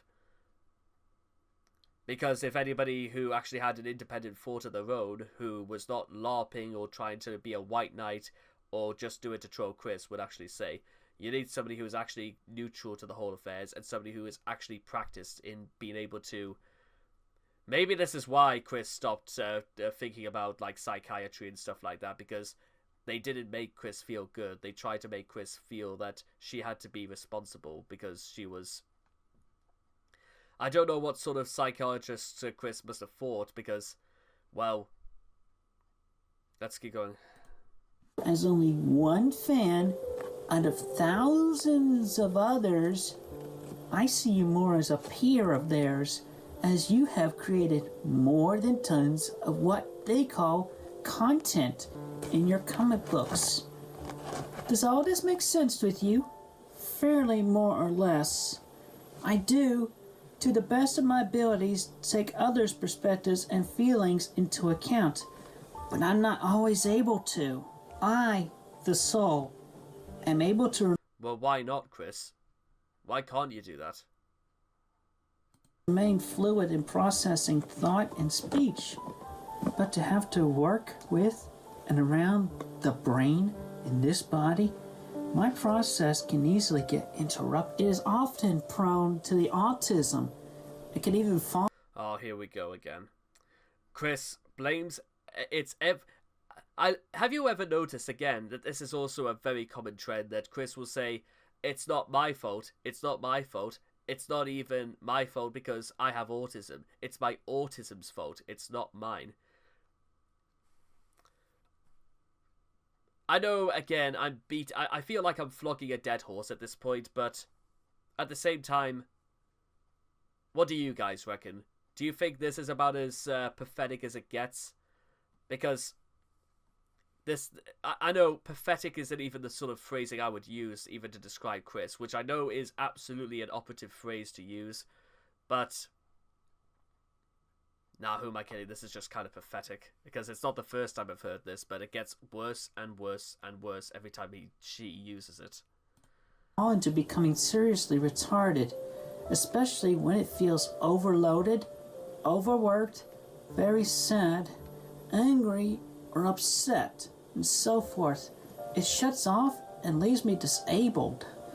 If anything ought to be known about me by others when evaluating me, it's the stability and fragility of this body's brain.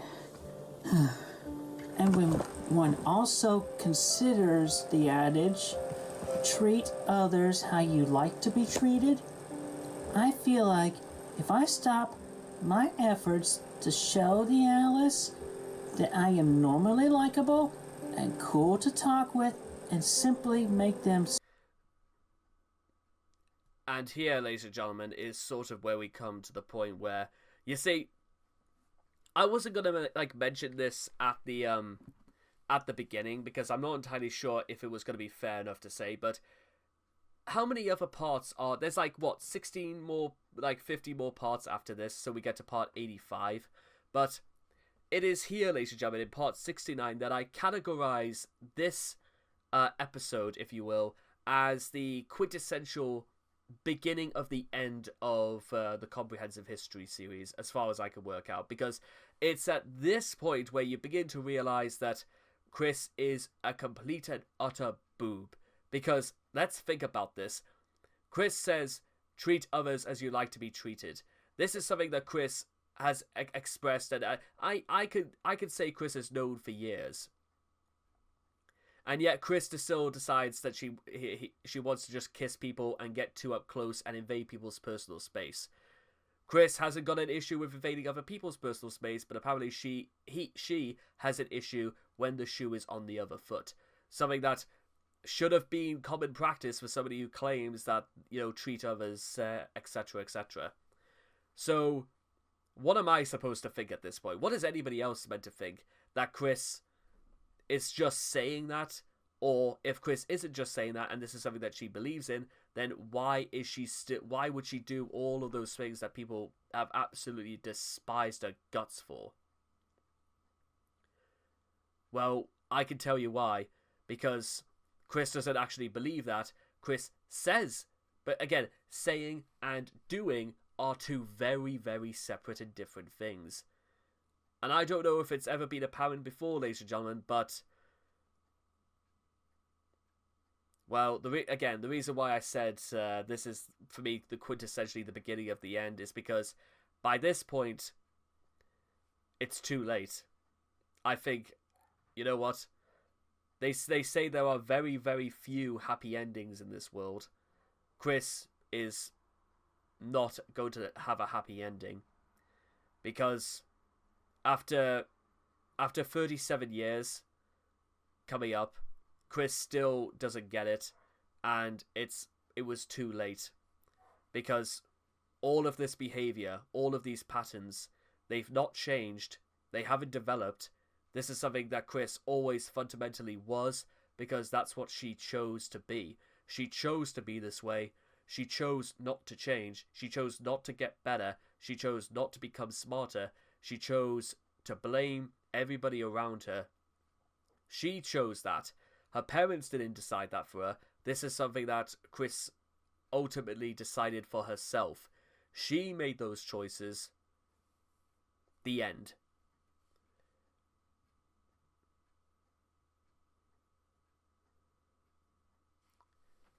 So let's keep going again. Stop not liking me, they will feel not liked by me. And they will feel at least a little bit saddened by that. As well as the torture knowing or thinking I didn't like any of them, and my not liking them becomes virally popular by the hate. Okay, I see. So, you're again, this culminates to blackmailing, Chris. You know what blackmailing is, Chris. It's not nice. It's the sort of thing you can get into serious trouble for. And let's not forget, ladies and gentlemen, this is apparently Chris's method, is that if trying to pull out the S card wasn't enough to make people feel bad, trying to make the pony analysts feel bad is the next logical step, because that's the logic Chris follows, is that hurt them, then hurt you, an eye for an eye. That's what Chris believes in, not treat others as you like to be treated. Chris believes in the concept of an eye for an eye. It's almost akin to I don't want to say neo-Darwinism, but it's something almost akin to something like that, or something. I don't know. Haters and the harassers all over the world. It would put an end to their popularity, egos, and especially their emotions, feelings, of subconsciousness. And I can empathize with that. It would just be like a whole major end to them. It would just be so horrific and terrible. I would not be able to get over that. I would not be able to, just because I did all that. It's my fault. My fault. Now let it continue on. Not just because of my mentality and sake, but for theirs as well. I mean, shoot. Everybody hating everybody else is just a horrible, horrible, wrong thing to do in this world. And they think I'm not liking them, and everybody else not liking them, and they go. In case you're wondering why I'm not making a big thing about Chris actually saying it's my fault, let's not forget that considering the questionable motives behind this, I think it's also fair to say that, well, how do we even know Chris means any of this? Chris's motives, even at the best of times, are highly dubious, questionable, and they're motivated by self-interest, not because Chris is actually interested in saying or doing the right thing or being on the right side of history. Go down. It's my fault. It's just.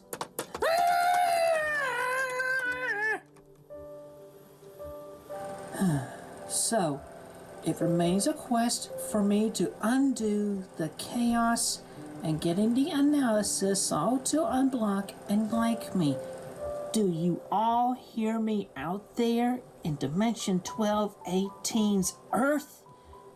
I am usually kind, supportive. Yes, usually kind of supportive, and just like in the comic, it is literally Chris giving the audience a proverbial bollocking, because guess what?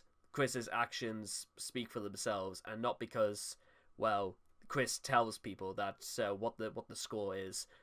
As I said, you know what? Your actions speak louder than words, Chris, and trust me, your actions are deafening. And sincere. Never, ever, ever, ever misconstrued me again. Please.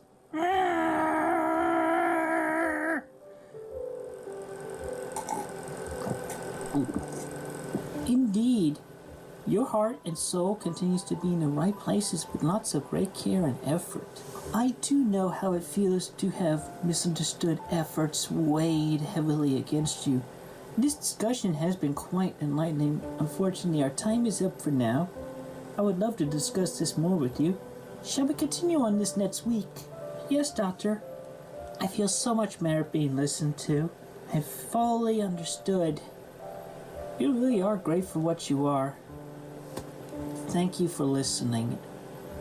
My pleasure, Miss Chandler.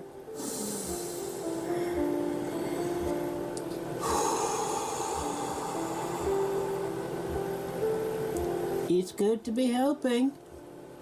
This was soon followed by a short, so-called blooper clip from the filming process. Cut! Cat on the set! Hungry cat on the set! Kirsten made her previous Twitter account public again in order to encourage people to share her latest YouTube video. She then updated her followers with a series of tweets, restating that she would no longer be using her original account, and encouraged her followers to move to her new Twitter account, in which she will block all haters and harassers, and will contain less drama than her original account. During this early period on her new account, Christine continued to reply to individuals she liked, though since they were not approved followers of her restricted account, it meant they were not able to see her written replies. At around the same time, an individual created an online petition on the petition site change.org, which called for Christine Weston Chandler to appear on the clinical psychology TV talk show, Dr. Phil, as an apparent means to bring attention to her poor living situation so she could receive money and psychiatric treatment. Later, when asked if she would appear on the show, 1 second.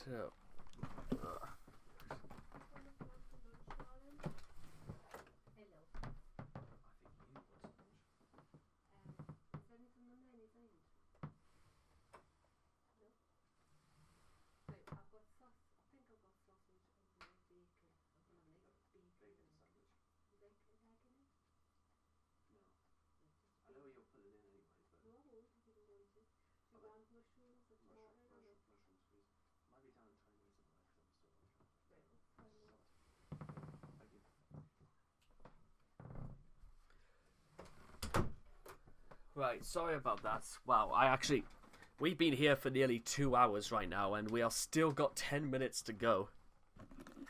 But yeah, honestly, to give you guys a bit of an insight, I'm glad that the whole thing about Dr. Phil never really happened, because the only thing it would have done is that it would have introduced Chris on a national scale, so this is the sort of thing I don't think would have gone over too well.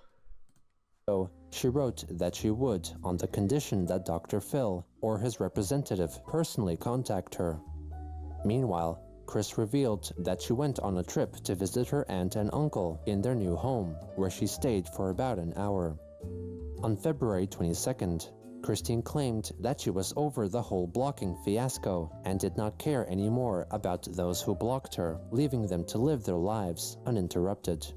Kiwi Farms user VU0CM kept an up-to-date spreadsheet of individuals who Chris followed but had blocked her across all her Twitter accounts, updating forum readers that by the 22nd, it appeared that all the people who had blocked her original Twitter account had now also blocked her new restricted account. Later that day, when asked by the official account of the My Little Pony convention, BronyCon, for suggestions on who could be a great community guest at the next convention, Chris volunteered herself, as she could appear to better explain herself to the people in the community who had misread her as intimidating, insane, scary, creepy, and offensive.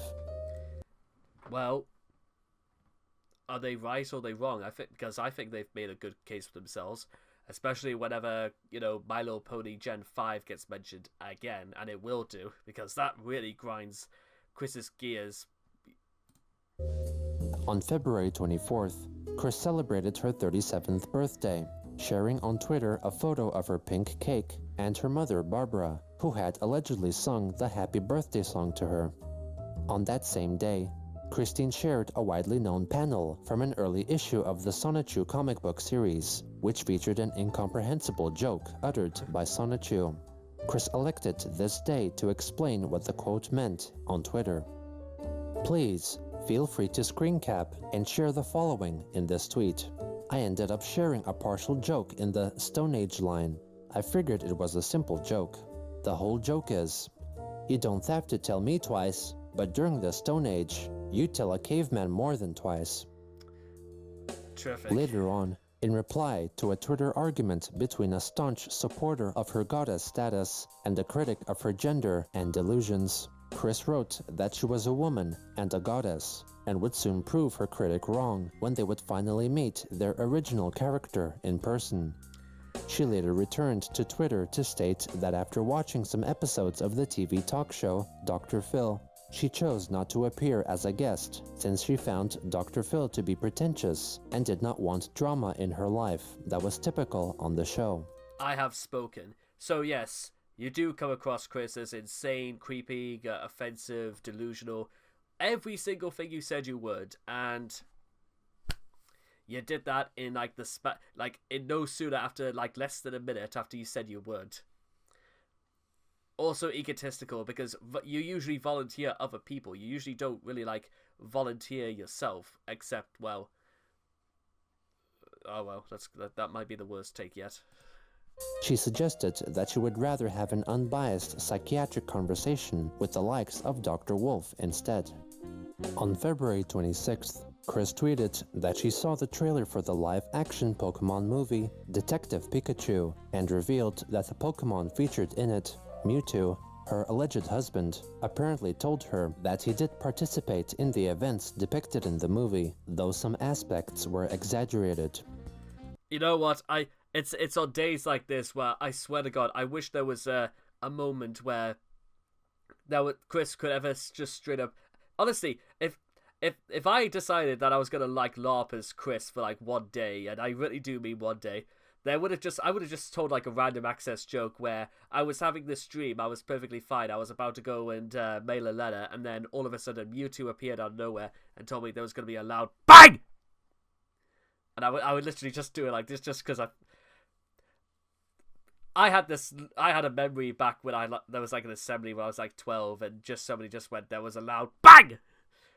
I don't know, I thought it was quite funny. To be honest, after everything that's happened in this video, I think we could do with having a bit of a laugh every so often. I guess. The next day, a couple using a shared Twitter account, Sarah and Steven, asked Christine if it were alright for them to make a custom Roastrue medallion out of Crayola Model Magic clay. Good to know you need Chris's opinion for some reason, I don't know why. Chris wrote back that she approved the craft, and even offered to sign it for them the next time they met, possibly implying that they had met before. Sarah and Steve had also on a separate occasion expressed their interest in joining Chris's Patreon page, wanting to possess signed copies of the entire Sonichu Comics catalog. By this point, her Patreon had received a gradual increase of patrons over the previous couple of weeks, reaching 30 patrons, pledging a total of $478. Okay, I know we're close to the end, but oh my god, this might be $478 for doing what? Nothing. And you know what? I know this was 6 years ago, but this was $478 in 2019. Even by 2025, that is nothing to be sneezed at, but even in 2019, that is Chris got that. You know what I would have done with $478 a month, ladies and gentlemen? You know what I would have done? Put it all into my Lifetime ISO account. I could make nearly, it means that daily it would increase by something like 5 or 6 pence a day just for putting that amount in. And that amount of money, literally, from what I gathered so far, Chris must have made nearly $2,000 just for having her Patreon, opened at all. Well, in fact, it's probably even more than $2,000. And Chris didn't think about investing in it. Chris didn't actually think about using it for anything worthwhile whatsoever. Something that would contribute to not only her chronic living situation, but just trying to stay healthy whatsoever. Because, mentally, and physically. But no, Chris doesn't do it for that, does she? You did not need me here to tell you that, but there you go. But after 2 hours, who would? Per month. On March 1st, Chris announced that she received plush dolls depicting MLP characters, Princess Luna and Celestia, with whom she had allegedly communicated. On the 2nd, she replied to billionaire business... By the way, that's who you're giving your money to, by the way. Somebody who claims that fictional characters are real. Let that sink in. Magnate and CEO and chief engineer of spacecraft manufacturer SpaceX, Elon Musk, partially agreeing with his theory that everyone was someone else's original creation living in a video game. She clarified that it was the same universe that was occupied by most of all OCs, regardless of the media via which they were conceived. She then thanked the TV sitcom The Big Bang Theory for mentioning Musk's theory and bringing it to her attention.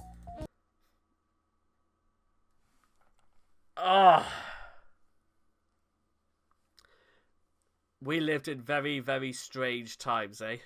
We still do, but... wow. Later that day, Sarah and Steve posted a photo of the Roaster medallion they created, along with the Nintendo Switch game console, which they planned to send to Christine. Soon after, the couple revealed that they began pledging $100 per month to Chris's Patreon, looking forward to receiving autographed Sonichu comics and hopefully a personalized video. On March 4th, Chris shared a blue Ford Focus, which she customized with Commodore 64 computer and her CPU Blueheart insignia and Sonichu license plate that could be downloaded for players of the Xbox One game Forza Horizon 4. 2 days later, Chris changed her Twitter profile picture to a depiction of Chris-chan Sonichu drawn by maker Nightv. On March 7th, she received the Nintendo Switch sent to her by Sarah and Steve as a present. She showcased the unboxing of the device in a video uploaded that same day. Hi everybody, Christine Chandler coming to you live from home once again in my house coat. But anyway, not about that, because we got a special delivery today. This lovely box. Lovely box suspected from the certain fan. The box came a bit damaged, so you can pretty much see what we're getting. Just a little bit. So let's open this thing the rest of the way. Oh look, it's Sylvia. Hi, sweetie. Oop. What are you doing? You just camera shy? What are you, camera shy? You're so silly. Why are you so silly? Silly Sylvia, I love you. What's that? Oh, it's a surprise gift. Oh, that's cute. That's cute. Look at that. It's pretty. Where's the little? Yeah, it's a change purse. It's a pretty little change purse. I like that. Anyway, yep. There it is, a Nintendo Switch. Yay! Oh, hey, look at that. Includes $35 on the eShop. So groovy, I can get started. Yay, Nintendo Switch. Yay! It's a Merry Christmas present. Merry Christmas present. Boing. Doo-doo. It's a thing. And nice little letter. I don't know if everybody wants to read that, but yeah. It's safe to read, but oh well, it doesn't have their address on it, so you can pause and read that, whatever. So, I know it's been mentioned before, and you know what? Forget it. You know what? I'm just going to put it out there. During all of this, ladies and gentlemen, and you can watch the entire video if you want to. I don't know if you want to, but I'm going to give you the gist of it. During all of this, Chris not only leaked Sarah and Steve's address, but also she revealed part of the letter that said, "Do not show this on camera." But Chris did it anyway, and she couldn't even be bothered to read out the letter or to even read the notice that Sarah and Steve had sent Chris. Now, I know Sarah and Steve are not necessarily great people either, but to be honest, even this is really, like, I don't even think that one dickhead Jack Dorothy would be nearly this selfish. Actually, maybe he would, to be honest, I don't know. But what I'm trying to say is that Chris, at no point in this video says thank you, sounds particularly that enthusiastic for anything outside of her cat. But Chris, this is again why you don't send money to Chris and you don't send gifts to Chris, because Chris is so much of a narcissist and so egotistical. Chris is under the impression that she just deserves this, just because she asks for it. And bear in mind, Chris got a pretty expensive and a pretty nifty little piece of equipment for absolutely nothing. And she even got a little purse out of it for nothing as well. You know, back when I bought my Nintendo Switch, I paid every cent for that. And let's not forget, ladies and gentlemen, something even more serious. This is not the first, and it won't be the last time either. And do you think Chris actually deserved to be given a present like this for nothing? Not even to say thank you or even to just do the right thing? No, I honestly don't think so.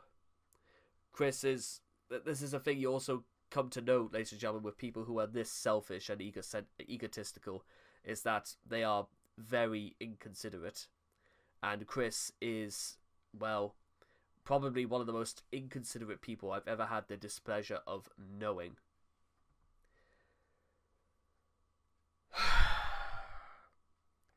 Okay, we've got 3 minutes left. Can we make it sure this video is just under 2.5 hours long? We'll try. So, Joy-Con things. So, finally. Yeah, I also went ahead and bought this a couple of days ago. So, yeah, with that, I'll end up placing these on there. Hey, Nintendo, how about DLCing us in? Sonichu, Rosie, and me, Christian Sonichu. Oh yeah, that's right, it could get worse, because once again, well, since Chris, you demanded so aggressively. No. Yep. Look at this silly kitty exploring. Silly kitty. Why are you so silly? Oh, I think she likes the empty box. Do I go in the empty box? Here you go. Okay. And again, as I said before, as Chris looks like she's about to barf on the camera, remember what I said like 30 minutes ago, is that I reckon Chris will get upset 1 minute and then the next day she'll be completely fine. Well, yeah, tell me when I'm wrong, and I will apologize for that. Yeah, so there you go. Unboxing. I'm gonna mess around with this and update and all that, so y'all saw that. Okay, thank you very much and have a good day. The letter, which Chris briefly featured on camera, read in full. Sarah and I are both fans of your content, but I'd like us to become best friends over time. Do not read what's below on video or mention it online. Us moving to Virginia will be a life-changing event, and you will become our only friend around. This letter was going to be about our plans to move and help you, but we already talked on the phone about those matters. Remember, if you are ever in trouble and need help, before we're able to move, just message us first. I'm afraid other people could not be very trusted. From Stephen and Sarah. Heart lightning heart. Christine shortly deleted the video, before uploading it again, unaltered. From recent developments, She deleted it, then uploaded it again, unaltered. What was even the point? it seemed that some individuals were very willing to spend their time and money to attempt to help Christine in some way, seeing her as a hapless victim in an unfortunate environment surrounded by hate. They regrettably did not realize that, not unlike Chris herself, they failed to learn from mistakes of the past and hoped against hope for a well-intended but doomed to fail brighter future.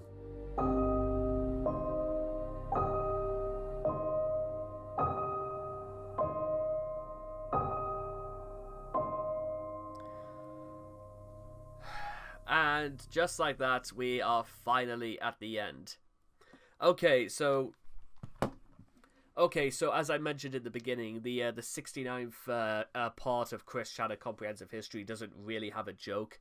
But to be honest, after nearly 2.5 hours, I don't really think there's anything I can say that will make this better. You know what I think the worst part about all of this is that, again, is that Chris, in some ways, still ended up on top after all of this. Chris screamed, shouted, did everything except just accept it and moved on. But Chris just continued exactly as before, and she got rewarded for it. In some way. You may say it's a very short-term thing, but then again, it's kind of flabbergasting that even for people as...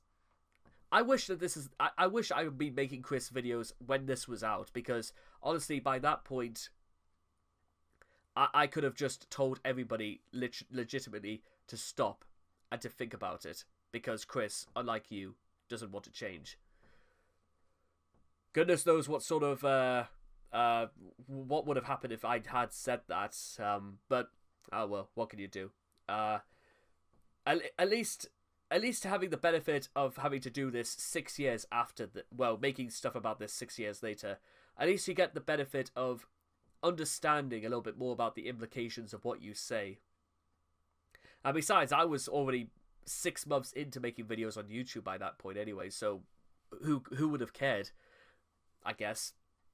So, there we are. Definitely the longest video I've ever had to do about Chris, insofar as the comprehensive history is concerned. I hope all of you guys enjoyed it. You know what?